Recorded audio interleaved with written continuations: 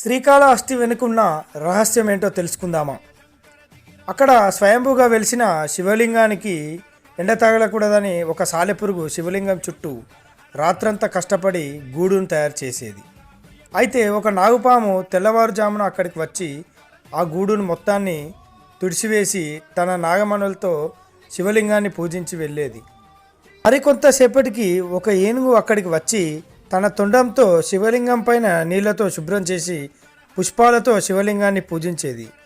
అలా రోజు జరగడంతో సాలెపురుగు నాగుపాము పూజిస్తున్నప్పుడు వెళ్ళి రోజు నువ్వు పెడుతున్న నాగమణిని ఒక ఏనుగు వచ్చి తీసివేస్తుందని చెబుతుంది. కొంతసేపటికి ఏనుగు వచ్చి ఆ నాగమణిని తీయడంతో ఆ పాము ఎంతో కోపంతో ఏనుగు తొండంలోకి వెళ్తుంది. వెంటనే ఏనుగు పక్కనే ఉన్న బండకి తన తలని కొట్టుకోవడంతో ఆ బండకి ఉన్న సాలెపురుగు, తొండంలోకి వెళ్ళిన నాగుపాము